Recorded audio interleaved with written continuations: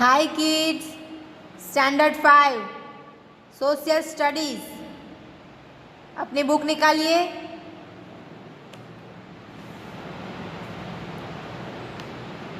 Chapter 5 page number 30।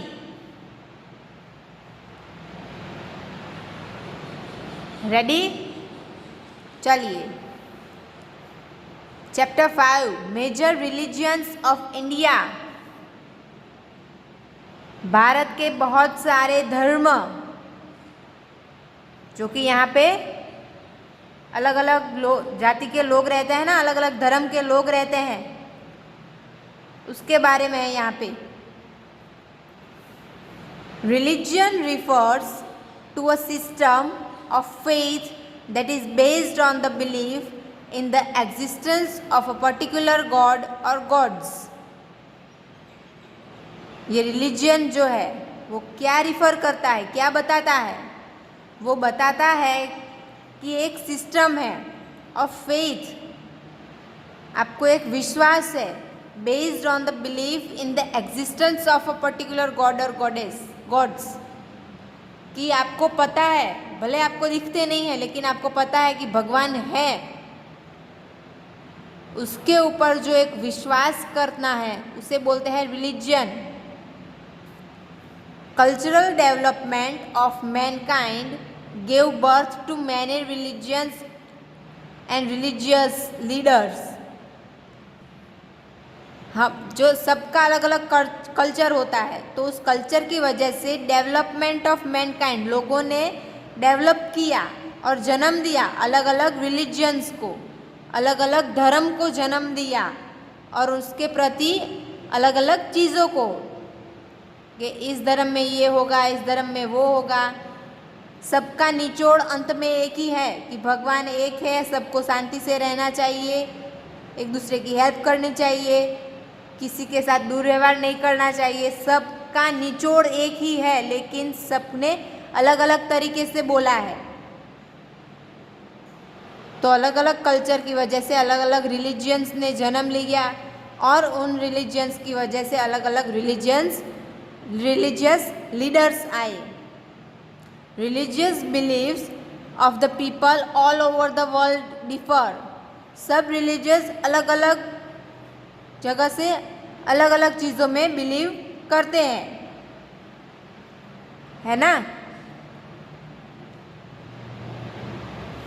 अब किस तरह से वो हम देखेंगे। Some religions followed in India are Hinduism, Buddhism, Jainism, Sikhism, Islam, Christianity and Zoroastrianism।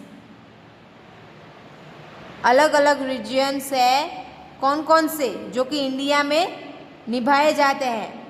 Hindu, Buddha, Jain, Sikh, Islam, Christians and Zoroastrianism. The Constitution of India declared the nation to be a secular republic and allows its citizens to worship and propagate any religion or faith freely। हमारे India का जो constitute है वो हमें ये बताता है कि सबको धर्म निरपेक्ष रहना है। कोई भी लोग कोई भी धर्म में रह सकता है, किसी भी धर्म को चुन सकता है, कोई उसे रोक टोक करेगा नहीं, और सब सिटीज़न को अलाउ है, जो जिनको जिस तरीके से अपने भगवान की पूजा करनी है वो कर सकते हैं। हिंदू मुस्लिम को ये नहीं कह सकते कि आप नमाज नहीं पढ़ सकते, या फिर मुस्लिम लोग हिंदू को नहीं कह सकते कि आप मंदिर में जाके प्रार्थना मत कीजिए। सबको फ्रीडम है अपनी तरीके से अपना विश्वास अपने भगवान के ऊपर रखने का, और ये इंडिया में बहुत ही ज़्यादा देखने को मिलता है। हर तरह के लोग हमारे इंडिया में रहते हैं, है ना? चलिए, पहले है हिंदुइज्म। हिंदू के बारे में। Hinduism has been followed for more than 5000 years. 5000 साल पहले से इसको निभाया जाता है, फॉलो किया जाता है। It is the oldest living religion in the world. सबसे पुराना रिलीजियन कौन सा है? Hindu. The Ramayana and the Mahabharata are the two great epics of the Hindus. Hindus के सबसे दो बड़े ग्रंथ या फिर पुस्तक कौन से है? बुक्स कौन सी है? Ramayana and Mahabharata. The Bhagavad Gita is their main holy book. Holy book मतलब भगवान की जो सबसे बड़ी, जो सबसे चुनी हुई बुक है कि उसमें सब कुछ आ जाएगा कि आपको कैसे रहना है, किस तरह से रहना है और उसके लिए क्या करना है। वो कहाँ पे मिलेगा सबको? भगवत गीता में। कोर्ट में भी रखा जाता है कि मैं गीता की कसम खाता हूँ, है ना, वो भगवत गीता होली बुक हिंदू की।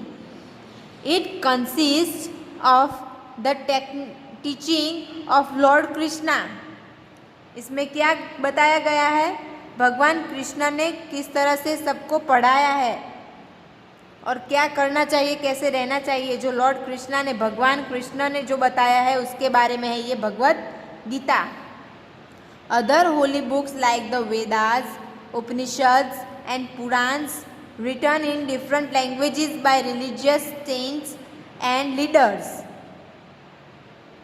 are also considered as pathway to Hinduism। Bhagavad Gita main holy book है और दूसरी भी होली बुक्स है जिस तरह से वेदास, उपनिषद्स एंड पुराण्स, यजुर्वेद, ऋग्वेद, सामवेद, वो सारे वेद है ना, वो बुक भी, उन बुक्स को भी क्या कहते हैं? होली बुक। उपनिषद्स, किस तरह से रहना चाहिए, क्या करना चाहिए, क्या नहीं करना चाहिए, उसके बारे में जो बताया गया है उपनिषद्स में, वो भी होली बुक की तरह से ही जाना जाता है। और पुराण्स, शिव पुराण, गरुड़ पुराण, ये सारे जो पुराण हैं वो भी होली बुक है। इन सब को अलग अलग लैंग्वेजेस में लिखा गया है। अलग अलग भाषा के जो लीडर्स होते हैं, जो संत बाबा होते हैं, अलग अलग लैंग्वेज में उनको ढालते हैं। इन सब को भी पूजा के लिए, भगवान की प्रार्थना के लिए कंसीडर किया गया है। Pilgrim centre of Hinduism. अब कहाँ पे ज़्यादातर हिंदूज जाते हैं या फिर रहते हैं? Varanasi located on the banks of the river Ganga is one of the most important pilgrim centre of the Hindus. Ganga Ghat, Varanasi में जो गंगा घाट है वो बहुत ही महत्वपूर्ण है हिंदूज के लिए। हम कहते हैं ना गंगा में गए थे पाप धोने के लिए, वो गंगा घाट। हरिद्वार, ऋषिकेश, केदारनाथ, बद्रीनाथ, अमरनाथ, वैष्णो देवी, प्रयागराज जो कि पहले इलाहाबाद के नाम से जाना जाता था, पुरी, मथुरा, अयोध्या, तिरुपति, श्रीशैलम, उडुपी, गुरुवायूर, तिरुवनंतपुरम, थंजावुर, मदुरई, रामेश्वरम, तिरुचिरापल्ली, कंचीपुरम एंड कन्याकुमारी, ये सारे पिलग्रिम सेंटर हैं हिंदूज के। इन सब जगह पे हम जाएं तो हम क्या कहते हैं? यात्रा करने गए थे, ऐसा बोलते हैं ना। वो इन सारे प्लेसेस पे हमारे बहुत ही फेमस टेम्पल्स है जो कि पिलग्रिम सेंटर है हमारे हिंदूज के लिए, है ना। आ गया सबको समझ में? Next, Buddhism. Buddhism was founded by Gautam Buddha. Buddhism किसने फाउंड किया था, किसने खोजा था? गौतम बुद्ध ने। He was named Siddhartha by this parents. उनका नाम क्या था? उनके मम्मी पापा ने क्या नाम रखा था उनका? Siddhartha. He was a prince from Nepal. वो नेपाल का राजा था। Who left his princely pleasures and wandered to find reasons for all the suffering man. उन्होंने अपनी राजाशाही छोड़ दी, त्याग दी, एंड वो निकल पड़े खोजने के लिए, कारण खोजने के लिए कि सब लोग जो है वो सफ़र क्यों करते हैं, कई कई लोग जो हैं वो गरीबाई से जीते हैं, वो क्यों ऐसा होता है, वो खोजने के लिए दुनिया भर में क्यों ऐसे लोग होते हैं वो ढूंढने के लिए निकल पड़े। अब उन्होंने अपना घर छोड़ दिया। He was enlightened under a people tree in बोध गया इन बिहार while meditating। एनलाइटेंड मतलब प्रबुद्ध, मतलब योग में चले गए। Under a people tree, people का जो पेड़ होता है उसके नीचे वो खड़े हो गए इस तरह से, देखिए पिक में दिख रहा है आपको। इन बोध गया, वो एक गांव का नाम है, इन बिहार, बिहार में। मेडिटेटिंग, तब वो ध्यान में चले गए थे। मेडिटेटिंग मतलब ध्यान करना। From then on he was known as Buddha, तभी से उनको बुद्धा के नाम से जाना गया है। और द एनलाइटेंड वन, या फिर प्रबुद्ध, उनको उस नाम से भी जाना जाता है। बुद्धिज्म प्रीचीज नॉन वायलेंस और अहिंसा। बुद्धिज्म में क्या बताते हैं कि वायलेंस नहीं करना चाहिए, मतलब अहिंसा में बिलीव करते हैं ये लोग। And control over desire for worldly pleasures, और पूरी दुनिया में जितनी भी माया है, मुझे ये चाहिए वो चाहिए, वो सब जो चीज़ें हैं जो कि हमारे मन को खींचती है, उसके ऊपर कंट्रोल कैसे करें, उसके बारे में यहाँ पे बुद्धिज्म में बताया जाता है। It is against caste system and social inequalities.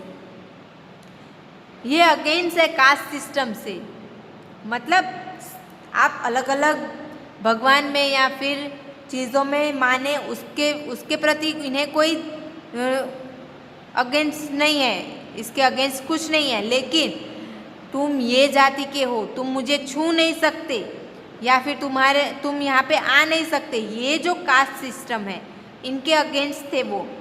Social अनइक्वालिटीज़ मतलब समाज में जो असमानता थी कि तुम बड़ी जाति के हो, तुम छोटी जाति के हो, तुम अछूत हो, तुम ये छू नहीं सकते, तुम यहाँ पे आ नहीं सकते, हम बड़े जाति के हैं, हम ही आ सकते हैं, ये सब जो भेदभाव है उन सब के अगेंस्ट है Buddhism. It rest up to 4 noble truths, ये 4 सच्चाई पे बिलीव करता है। कौन सी है वो 4 सच्चाई? सफरिंग इज यूनिवर्सल, सब लोग सफ़र करते हैं। सफ़र करना मतलब किसी भी चीज़ से आप परेशान हो, मुश्किल हो, मुसीबत हो, वो पूरे यूनिवर्स में है, वो ख़त्म ही नहीं होने वाली। चाहे आप किसी भी चीज़ से रहे, संत साधु बन के रहें, फिर भी आपको सफ़र तो करना ही होता है। या फिर आप बड़े महान लोग बन जाए या फिर पैसे वाले बन जाए, फिर भी कुछ ना कुछ सफ़र तो आपको करना ही करना है। वो एक सच्चाई है, वो पूरी दुनिया में है ही है, सफ़र तो करना ही पड़ेगा। It is caused by desire and yearning, आपको बहुत सारी चीज़ों की इच्छाएं या फिर तड़प होगी कि मुझे ये चाहिए, मुझे वो चाहिए, इसी की वजह से ये सफ़र करना पड़ता है। ये मुझे ये चाहिए, मेरी ये इच्छा है, इतना तो करना ही है, ये तो मेरे पास होना ही चाहिए। ये जो है सारी चीज़ें, जो आपकी इच्छाएं हैं, जो आपकी तड़प है, वही एक कारण है बड़ा, जिसकी वजह से आपको सफ़र करना पड़ता है। It can be prevented and overcome, ये हमें बुद्धिज़्म ये सिखाता है कि आप ये सब चीज़ों को छोड़े कैसे, इसके ऊपर आप अपना कंट्रोल कैसे लाए, आप इसके ऊपर ओवरकम कैसे हो। आपको ये सब छोड़ के उसके ऊपर ओवरकम होना है, आपको ये सब कंट्रोल करना है। आपकी इच्छाएं हैं, जो आपकी तड़प है, वो सब आप कंट्रोल कर सकते हैं, वो सिखाता है। To prevent suffering one has to conquer the desire the worldly pleasure, आपको कुछ भी अच्छा पाने के लिए वो सारी जो इच्छाएं हैं, जो तड़प है, वो सब छोड़नी पड़ेगी। आप वो सब छोड़ेंगे तभी आप अपने ऊपर कंट्रोल ला पाएंगे। इच्छा तो सबको होती है, लेकिन उसको कंट्रोल कैसे करें, वो सब आपको ये बुद्धिज़्म में सिखाते हैं। पिलग्रिम सेंटर ऑफ बुद्धिज़्म, अब यहाँ का पिलग्रिम सेंटर कौन सा है, महान टेम्पल यहाँ का कौन सा है, Bodh Gaya, Dharamshala, Sarnath and Kushinagar are some important pilgrim centre of Buddhism. ये सारी जो स्टेट्स है, वो जगह है, वो बुद्धिज़्म के लिए बहुत ही महान है। Bodh Gaya, Dharamshala, Sarnath and Kushinagar. Besides India, India के बाहर, it is also followed in countries like, ये इंडिया के बाहर भी ये धर्म लोग निभाते हैं। अब वो कहाँ पे, कौन सी कंट्रीज़ में, तो चाइना में, जापान में, थाईलैंड, म्यांमार एंड श्रीलंका, इन सारी कंट्रीज़ में बुद्धिज़्म को माना जाता है ज़्यादातर। आया समझ में आपको यहाँ तक?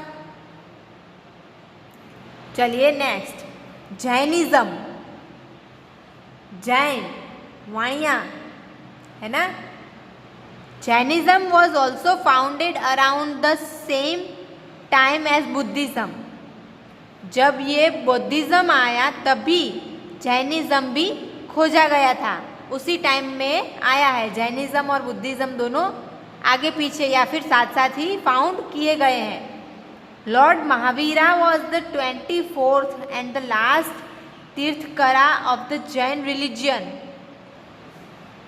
भगवान महावीर है, वो 24वें और लास्ट तीर्थकरा थे जो कि भगवान बने जैन रिलीजियन में।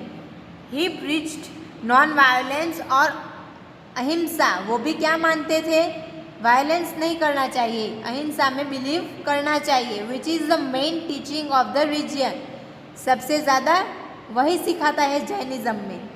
The focus of Jainism is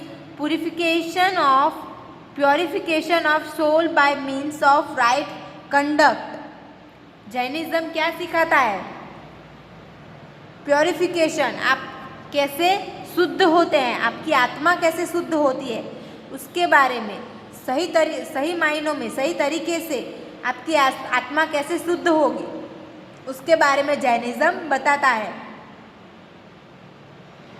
right faith and right knowledge, उसके बारे में जो सच्चा विश्वास है, जो सच्चा नॉलेज है, वो आपको जैनिज्म बताता है।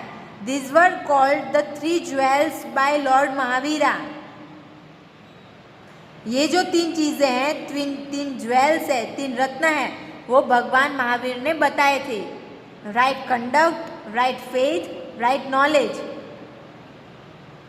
This faith also enunciates complete non violence. ये जो फेथ है, ये जो विश्वास है, वो आप कंप्लीट बताता है आपको नॉन वायलेंस के बारे में, आपको अहिंसा कैसे करनी है, किस तरीके से फॉलो करनी है, वो बताता है। This is the reason why the Jain Monks can be seen with their nose and mouth covered by a cloth mask. Mask तो कोरोना की वजह से अभी अभी सब लोग पहनते हैं, लेकिन जैनिज्म में तो पहले से ही मास्क लगा के रखते थे अपने मुंह और अपने नाक के आगे, because to ensure that they do not kill any germs और इंसेक्ट वाइल ब्रीदिंग। बिकॉज, क्योंकि, क्यों पहनते थे मास्क, क्योंकि वो जब सांस ले या फिर बोले, बातचीत करे, तब उनके मुंह में या फिर श्वास में कोई जर्म्स जाकर मर ना जाए, इसकी वजह से ये लोग अपने मुंह पे मास्क पहनते थे। पैरों में वो चप्पल भी नहीं पहनते थे, क्योंकि चप्पल में अगर कोई इंसेक्ट आ गया तो वो मर जाएगा, लेकिन पैरों के नीचे आया तो वो नहीं मरेगा, क्योंकि पैर सॉफ्ट होते हैं, तो उसके नीचे अगर कोई आया तो वो मरेगा नहीं। तो इतना सब जैनिज्म में ख्याल रखा जाता है। बहुत ही ज़्यादा अहिंसा में ये लोग बिलीव करते हैं और यही पढ़ाते हैं इनमें कि अहिंसा ज़्यादा कम से कम किस तरह से हो। पिलग्रिम सेंटर ऑफ जैनिज्म, अब जैनिज्म में फेमस टेम्पल्स उनके कहाँ हैं, लोग कहाँ पे ज़्यादातर जाते हैं। Dilwara temples at Mount Abu, Mount Abu में जो दिलवारा टेम्पल है वहाँ पे, एंड शारवाना बेलांगोला इन कर्नाटका में जो ये शावरना बेलागोला है वहाँ पे are among the most widely known pilgrim centres of the Jains. ये दोनों बहुत ही फेमस है जैन के लिए।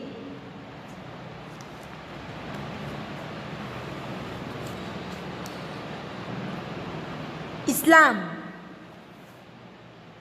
Is the religion that believes in one God. Islam किस में बिलीव करता है? भगवान एक ही है। People who follow Islam are called Muslim. जो इस्लाम को फॉलो करते हैं उन्हें क्या बोलते हैं? Muslim. They believe that prophet Muhammad is the messenger of God. जो प्रॉफेट मोहम्मद थे वो भगवान के दूत थे, मैसेंजर थे। He was born in Mecca located in Saudi Arabia. वो कहाँ पे जन्मे? मक्का में, जो कि सऊदी अरेबिया में आया हुआ है। कुरान और Quran is the holy book of the Muslims. Muslim की होली बुक कौन सी है? Quran. Friday is their holiday. ये लोग ज़्यादातर फ्राइडे को छुट्टी रखते हैं। मुस्लिम्स ऑफर नमाज 5 times a day facing the direction of Mecca. वो दिन में 5 बार नमाज पढ़ते हैं। मक्का की जो डायरेक्शन है, जिस तरफ मक्का पड़ता है उस तरफ देख के ये नमाज पढ़ते हैं दिन में 5 बार। जैसे कि हम पूरब दिशा में देख के पूजा करते हैं ना, उसी तरह से ये लोग मक्का की दिशा में देख के नमाज पढ़ते हैं। They also observe fast in the month of Ramzan. ये लोग रमज़ान के महीने में फास्ट रखते हैं, उपवास करते हैं। हम श्रावण महीने में करते हैं ना, उसी तरह ये लोग रमज़ान के महीने में करते हैं। All Muslims wish to make a pilgrimage called Hajj. सारे मुस्लिम को सारे मुस्लिम की एक विश होती है कि उनको अपनी पूरी लाइफ टाइम में एक बार हज करनी है। जैसे हम लाइफ टाइम में एक बार यात्रा करते हैं ना, भले ज़्यादा हो उसकी कोई बात नहीं है, लेकिन कम से कम एक बार तो करनी ही चाहिए।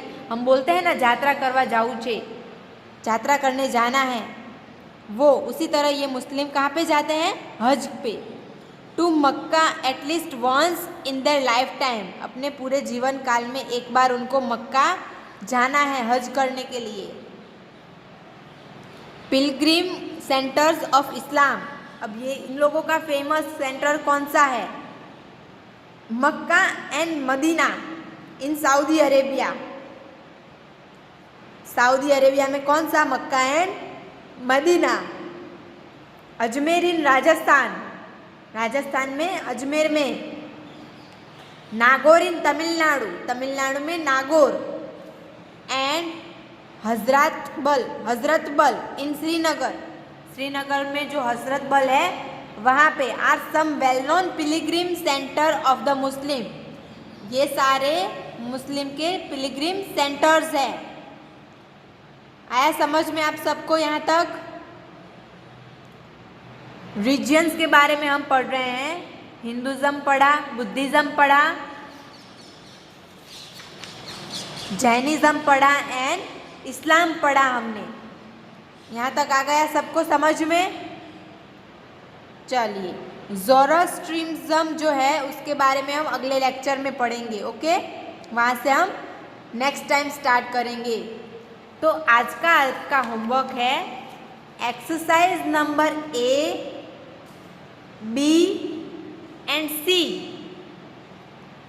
आपको आपकी टेक्स्ट बुक में ही फिलअप करना है, जितना आए उतना। अगर कुछ ना आए, आपको समझ में ना आए या फिर आंसर ना पता हो तो आप उसे छोड़ देना, लेफ्ट कर देना। जब चैप्टर ख़त्म होगा तब मैं सब साथ में बता दूंगी। ओके, लेकिन ट्राई ज़रूर करना कि आपको आए। तो आपका होमवर्क है right exercise number A to C, A, B and C from chapter 5। Chapter 5 में से आपको आपकी टेक्स्ट बुक में ही फिलअप करना है। आ गया समझ में? Thank you.